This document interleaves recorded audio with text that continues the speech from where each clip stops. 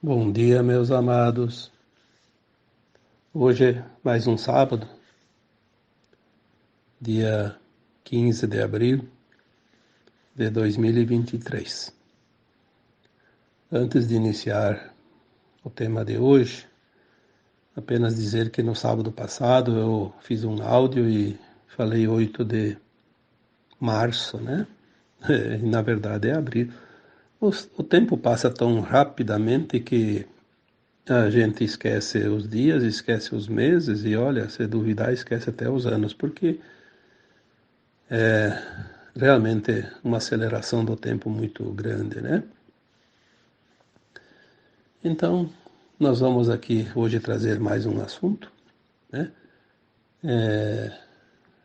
Eu daria como título, porque tem que dar título às coisas, né, para identificar depois. O tema de hoje eu vou falar sobre um assunto que foi me pedido durante a semana toda, para dar um alento aos pais, né? Principalmente aos pais, mas também todos aqueles que trabalham nas escolas e aqueles que frequentam as escolas também, né? Porque estamos vendo ali um movimento triste, né? Triste porque são almas que se comprazem no mal, né? Praticando e por vontade ou por orientação, enfim, seja lá o que for, de certos atos que sabemos aonde vai levar essas almas depois, né? Eu daria o título então para esse tema de hoje, As Aflições dos Pais. No sábado passado eu falei sobre esse assunto também, né? Sobre aquele, principalmente sobre aquele atentado, né, horrível aqui na escola de Blumenau, em Santa Catarina, onde 4 crianças foram assassinadas, além de mais algumas que ficaram feridas. E não foi a primeira vez e não será a última, a gente sabe disso. E parece que agora virou uma moda. E os pais estão realmente preocupados, alguns até em desespero. Obviamente, como eu disse aqui antes, também certos professores, certos trabalhadores, funcionários das escolas estão apreensivos e com razão. Afinal, nunca se sabe onde o capeta vai atacar, como se diz. Mas o que eu vejo aqui hoje é aquilo que nós já estamos trazendo aqui através de não só áudios, que os áudios começaram aí em janeiro de 2022, mas os textos que tem aqui praticamente 10 anos, né? Não sei quantos mil textos, eu nunca contei. Talvez tenha lá em torno de 2.000 textos. Mas em 2016, 17, nós estávamos já recebendo informações de que muita coisa iria acontecer no final dos tempos. As verdades, as revelações, as máscaras que cairiam, a desconstrução, a reconstrução, né? Tudo isso que nós estamos vivendo agora é o tempo final de um grande ciclo que foi anunciado há muito tempo, até o próprio Cristo disse há 2.000 anos atrás, né, que esse tempo chegaria. A separação do joio e do trigo, como foi dito tantas vezes, ela não está acontecendo, ela já aconteceu. Nós não vimos a contagem dos grãos, mas ela já aconteceu. O que nós estamos vendo agora é cada um olhando o outro lado, a outra linha de tempo. Nós vemos aquela outra linha indo embora. E vemos uma outra linha que a gente pensa que está certa, pelo menos acreditamos nisso, né? Temos consciência disso, que é a linha do bem. Vamos seguir a linha do bem. Porque ninguém está enganado. Se tudo é uma frequência, a frequência que determina. Não há uma escolha, eu quero, eu quero. Não, não vai resolver querer. Ou tu tem frequência ou não tem frequência. E aquelas almas que não têm frequência da nova Terra, não tem mais nenhuma preocupação com as coisas, não tem nenhum pudor em mostrar que é mais ou menos, que tem uma certa fachada de bondade, de caridade. Não, eles fazem de propósito. Agora vou mostrar quem eu sou, vou mostrar a verdadeira face, vou mostrar todo o mal que ainda está dentro de mim. É isso que eles estão fazendo.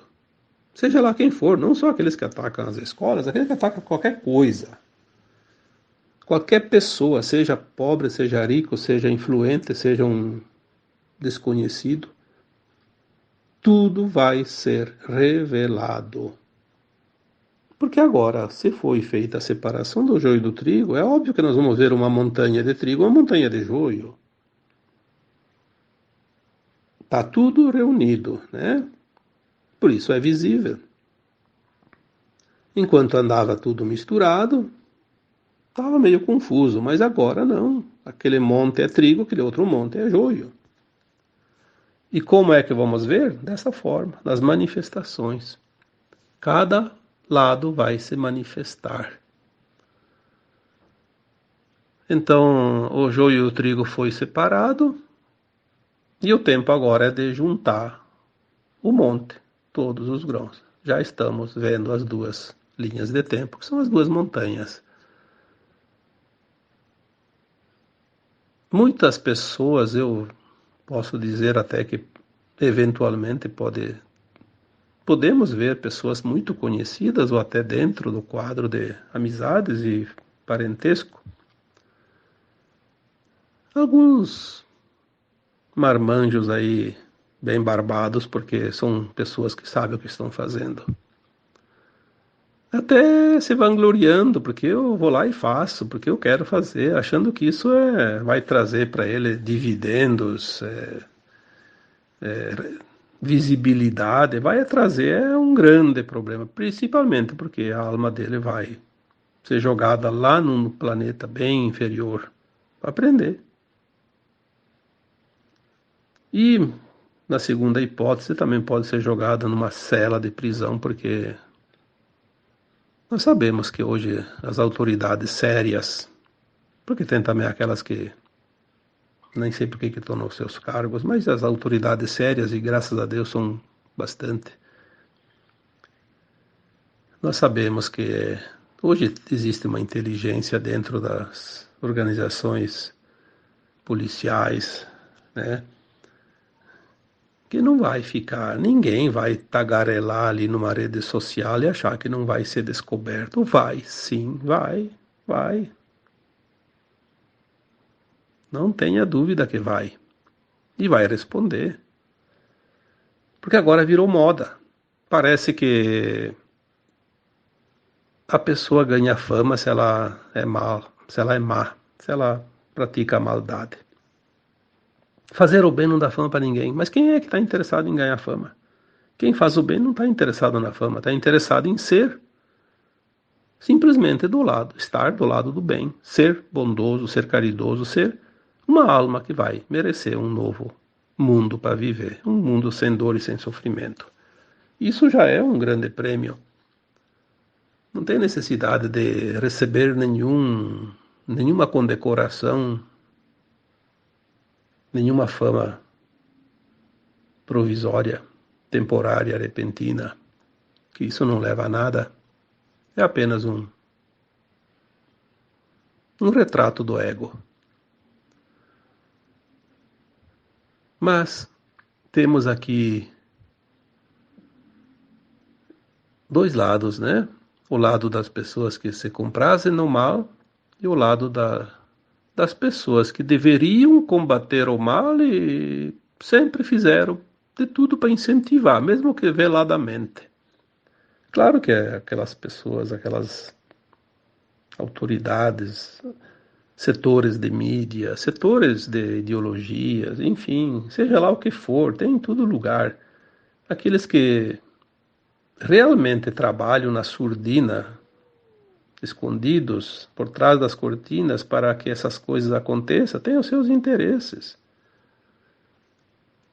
Mas eles vão ter o desprazer de receber o veredicto na hora exata, na hora final. Destino da sua nave, planetinha, talvez onde tenha que rastejar como vermes nos subterrâneos da Terra, porque a superfície talvez seja irrespirável. Ninguém passa o que não precisa passar, ninguém paga o que não deve. Mas a justiça divina é justa. É só isso. Simplesmente é justa. A cada um segundo as suas obras. Essa frase é do próprio mestre, que veio aqui para nos deixar os recados, as mensagens. Então a grande dúvida e o grande questionamento e a preocupação demonstrada agora nesses últimos dias, até muitas pessoas me pediram para falar sobre esse assunto. Eu até pensei, não é um assunto que você abre a boca e você fale assim do nada. É preciso, no mínimo, ter alguma orientação que venha de fora de nós, porque nós somos limitados. Alguma coisa que nos dê tranquilidade, paz, segurança. Porque se não temos a garantia dos governantes que deveriam nos dar essa garantia, se não temos a garantia das autoridades competentes, vamos buscar aonde? A segurança, a não ser na nossa fé, na nossa confiança, no entendimento da vida e que nada e ninguém passa por aquilo que não precisa passar, nada acontece que não tenha que acontecer, porque se estamos numa escola de almas, a cada situação é um aprendizado para aqueles que precisam passar pela situação. Todos esses anos, aqueles textos que eu citei antes, muitos sempre trazem algo para consolar as pessoas, dar um pouco de confiança, dar ânimo, coragem, fé, determinação, posicionamento, enfim, se aprumar nessa caminhada que ainda é turbulenta, porque ainda estamos terminando o grande ciclo da terceira dimensão do mundo de provas e expiações. Como é que a gente vai ter confiança, segurança? Conhecendo a verdade, conhecendo as leis divinas, conhecendo os planos de alma, conhecendo quem somos nós, o que estamos fazendo aqui, o que nós precisamos fazer para aprender, passar adiante para ascensionar. Então hoje eu vou repetir aqui, para dar esse ânimo, essa coragem. Ninguém passa o que não precisa passar. Ninguém morre antes da hora estipulada pela própria alma. Eu vou repetir aqui exatamente aquilo que eu já disse e escrevi e falei muitas vezes. Nós não somos um corpo. Nós somos uma alma que está num corpo, temporariamente. O corpo é efêmero, a alma é imortal. A alma sobrevive sempre ao desencarne. A alma evolui. O corpo é a vestimenta física da alma. Mas a alma precisa desse corpo. Então, por que as pessoas desencarnam? Olha, as pessoas não, a alma, né? Porque as pessoas são o próprio corpo. A alma desencarna porque ela está submetida ao véu do esquecimento. Só por isso. Ao desencarnar, após passar um período de perturbação, de desorientação, porque ela fica um pouco incomodada com aquilo, ela se vê fora do corpo, se vê no meio das pessoas, as pessoas não escutam ela, não. Dá a impressão que as pessoas não dão a mínima importância para ela. Na verdade, é porque elas não enxergam a alma, né? Depois ela vai para as câmaras de retificação, ia para as colunas espirituais, agora vão para as naves. É acolhida, é orientada, é esclarecida, e ela vai se achando, como se disse, encontrando. Ela passa pela penitência do arrependimento, que às vezes tem e é forte também. Dependendo de como foi a sua última encarnação, o arrependimento pode ser muito doloroso, mas passa também. Aí ela começa no trabalho lá, porque lá ninguém fica ocioso, trabalho de auxílio e dos que chegam também, e depois ela começa a se preparar para um novo plano reencarnatório, porque ela lembra das vidas passadas, ela faz uma avaliação da sua caminhada. A alma, depois de um tempo de desencarnada, ela consegue avaliar todos os detalhes, os pormenores de todas as suas vidas passadas aqui na Terra, e ela vê aonde ela já aprendeu, aonde falta aprender, o que fez certo, o que fez errado, o que ela precisa ainda aprender de lições. Aí ela faz um plano encarnatório, porque ela também sabe do futuro, o que vai acontecer, então ela vai imaginar assim, eu vou estar encarnada, né, tipo, entre 2000 e 2100. O que vai acontecer no planeta? Tal coisa. Então eu vou encaixar o meu plano dentro dos acontecimentos. Vou escolher o lugar que eu vou encarnar, o país, a cidade, a profissão que eu vou ter, porque eu vou precisar aprender, resgatar. Enfim, é uma avaliação. O desencarne da alma é necessário para fazer essa avaliação em um novo plano. A alma escolhe o que ela vai passar.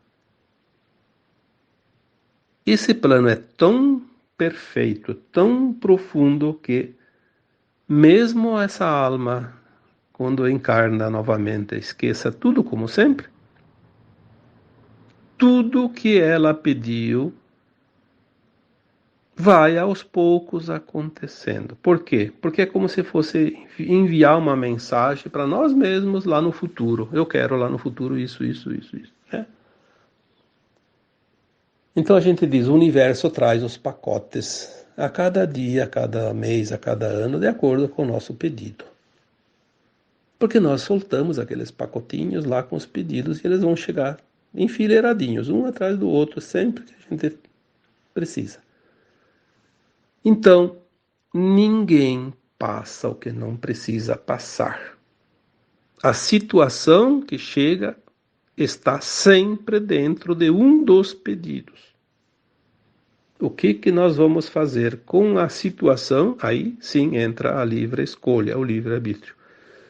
Mas a situação vai chegar. Ela chega porque nós pedimos. Senão não teria graça. Como é que vamos encarnar sem não sabemos nada das vidas passadas e não lembramos nada, não sabemos do plano de alma, e daí é uma loteria. E aqui não tem ninguém aqui jogando na sorte. Aqui estamos numa escola em aprendizado, uma escola que nós sabíamos antes de aceitar essa experiência, a primeira encarnação ainda. Como seria essa escola e o que nós aprenderíamos aqui? Ninguém passa o que não precisa passar. Se não está no plano de alma, vai acontecer para os outros. Para mim não acontece, porque eu não pedi. Não existe acaso, existe causa. E a alma também, antes de encarnar, quando ela faz o plano de alma, ela já coloca lá, eu vou nascer em tal dia, tal mês, tal ano. Inclusive o dia, sim. As pessoas podem dizer, mas quando é cesárea é o médico que marca a mãe. Sim, mas o bebê, ele sugestionou através da sua consciência, a consciência do médico, da mãe, para marcar para tal dia. Agora, se não for marcado o dia que ele sugestionou, a cesárea está marcada, mas ele vem antes ou então acontece alguma coisa que tem que atrasar um dia lá, de repente a cesárea, mas geralmente se é antes, ele vem antes. Se é depois é difícil, né? Mas geralmente quando é no dia certo é porque era aquele dia mesmo, né?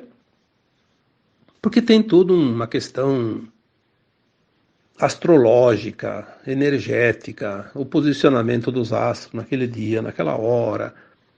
Tudo vai influenciar naquela vida que vai se formar a partir dali, daquela alma, durante a vida corpórea.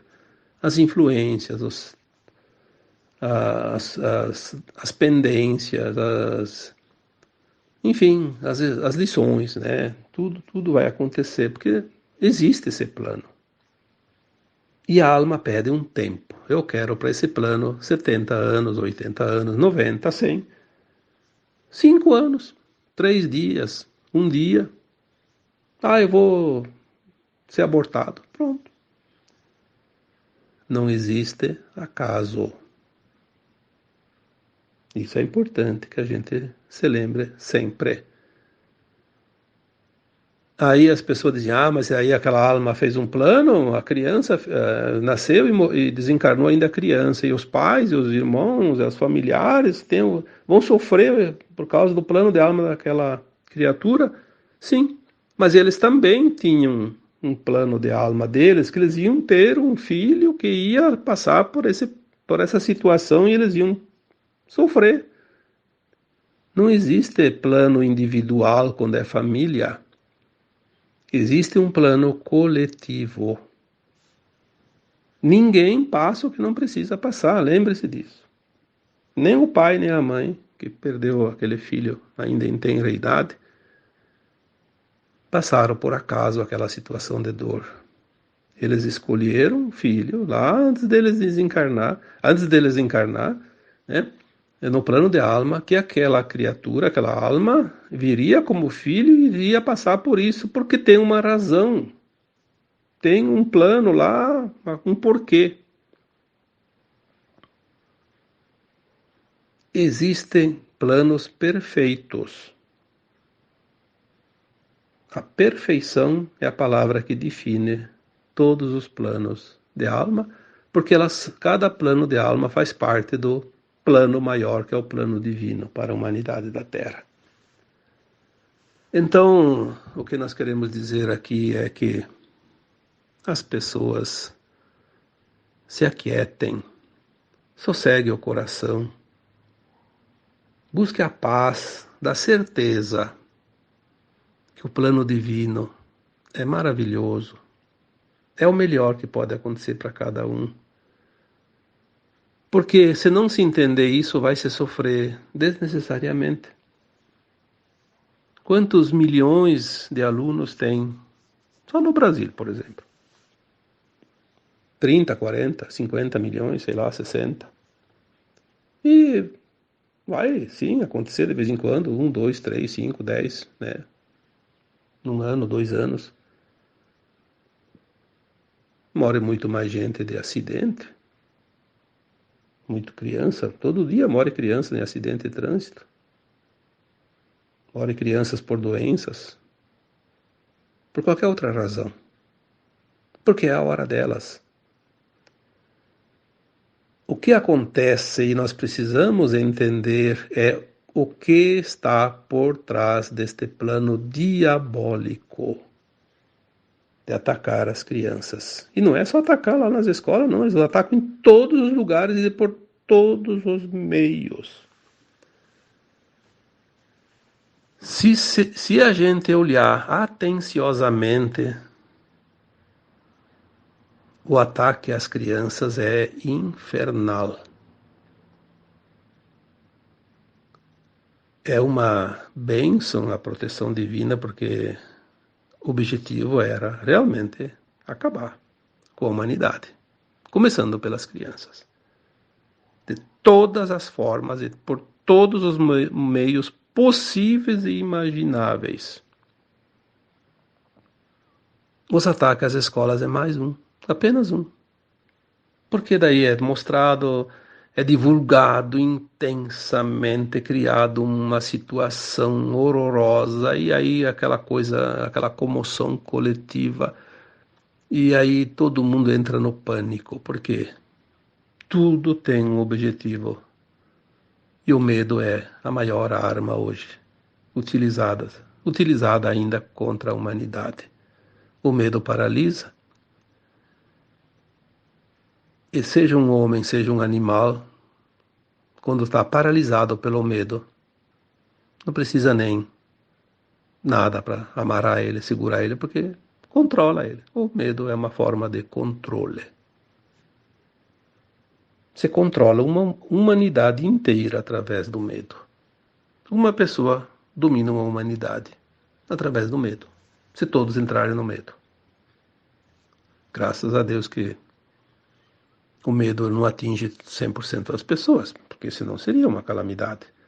Atinge sempre um grupo aqui, um grupo ali, e não consegue, por quê? Porque existe um plano maior também que permite ou não permite certas coisas. Então, vai até onde é permitido. Ninguém passa a linha da permissão divina. Ah, quando as pessoas começam a entender isso, que liberdade, que libertação. Querem nos meter medo. Eu sempre digo, ninguém aprisiona uma consciência livre, desperta. Eles aprisionam as mentes, as consciências condicionadas. E o medo é um condicionamento. Sempre foi utilizado o medo desde sempre. Muito antes da Babilônia. Porque desde que os malignos vieram para a Terra, o medo foi uma das táticas mais usadas. Aí começaram pelas religiões. Medo do Deus, como se Deus fosse um senhor com poder enorme de julgar todo mundo, né? Tem medo do Deus, que é aquele que pratica o mal, mas não do Deus. Tem que ter medo dele mesmo, porque ele é o próprio Deus, porque nós somos a imagem e semelhança, a mesma energia, a mesma centelha divina da fonte. Nós somos todos centelhas divinas, centelha do Criador, o átomo semente. A semente de abacateiro vai nascer um abacate, como eu sempre digo, um abacateiro não vai nascer pessegueiro, né? Então nós somos centelhas divinas, somos filhos da criação maior, do Criador. Mas ensinaram que temos que ter medo. Medo. Medo do Criador, porque ele vai botar você no inferno. Bom, quem bota você no inferno é você mesmo, com as tuas próprias pernas. Ninguém te dá nenhum empurrãozinho. E não precisa dizer nenhuma palavra também. Você vai sozinho. Se você escolheu, nem o Criador vai impedir. Isso é certo. Então tem que ter medo de si mesmo quando está fazendo a prática do mal. Mas colocaram medos através das religiões, através das brincadeiras, né? Medo disso, medo do bicho-papão, medo do escuro. Mas ninguém tem medo daqueles desenhos, daquelas filminhos de criança, daqueles programas infantil na televisão, daqueles programas para jovens, adultos, enfim, tudo. Trazendo o grande veneno que contamina a humanidade. Ninguém tem medo daquelas políticas governamentais que tem por trás de tudo um interesse escuro, maligno, de destruição de valores, destruição de vidas. Muitas vezes, né, certas ditas autoridades responsáveis por qualquer coisa, aquele popular ditado, né, te quebra as pernas para depois te dar as muletas, como se fosse uma obra de caridade. Mas hoje nós estamos com a consciência expandida, acordada, desperta, e eles não estão conseguindo mais enganar ninguém. Aliás, ninguém não, né? Ainda tem aquele que se deixa enganar. Mas cada vez mais é o número de despertos que não se deixa enganar mais. E isso é que está causando toda a raiva incontida do comando da humanidade. Aqueles que sempre dominaram, comandaram, subjugaram, exploraram, escravizaram, conduziram e fizeram o que quiseram, sempre, de todos os humanos. Mas agora eles não conseguem mais. Por quê? O Criador já disse, basta, chega, acabou o tempo. Acabou o recreio, né? Tocou a sineta, fim do tempo. Se vocês lerem os textos, desde 2015, 2016, está na sequência, né? Desconstrução, reconstrução, revelação, nova frequência, nova energia. Tudo isso está acontecendo, mas ninguém vê nada. Não acontece nada. Se não acontece nada, paciência, não está vendo nada. Nós não podemos abrir os olhos daquele que dorme, ele vai ficar incomodado. Ele tem que continuar dormindo, senão ele vai se revoltar. Mas aquele que precisa acordar, ele agradece quando a gente liga a luz para ele e acorda e diz, está na hora, vamos. São as situações. Então, para finalizar este áudio hoje, eu diria para as pessoas que têm crianças nas escolas, não só criança, tem até, começa agora, vão atingir também lá nas faculdades, não se preocupem, é todo um esquema. Quem tem filhos na escola, principalmente os pequenininhos, né? Quem tem pessoas que trabalham nas escolas, como professores, como serventes, né? Não se preocupe, não dê energia para esses.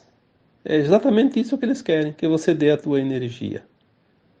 A frequência do medo é uma energia das mais baixas que existem no planeta, porque eles precisam se alimentar. Confia, não vai acontecer nada. Se a tua criança fez um plano de alma de desencarnar aos 5 anos, aos 10 anos, ela vai ter uma razão. Se não for para a escola, vai acontecer que vai estar brincando em casa, vai bater a cabeça na quina da porta, lá não sei aonde, cair da escada. Ou vai sair para ir para o mercado e na primeira esquina vê um maluco lá e bate no carro e tá lá de carona. Não adianta. Nós temos um plano de alma. É isto que nós precisamos entender e só isto basta para que a gente mantenha a confiança, a alegria da vida. Porque a frequência da alegria ela é tão alta quanto a frequência do amor e da gratidão. Então eles querem acabar com essa frequência elevada de amor, de gratidão, de alegria, porque é a força contrária para eles. É óbvio, é só olhar as coisas e entender um pouquinho, não precisa fazer muita conta, não. Basta olhar a lógica. E a lógica qualquer analfabeto tem. Porque é uma coisa inata, uma coisa da percepção. Vamos olhar a partir de agora com outro olhar. Vamos mostrar quem é que está com a força verdadeira.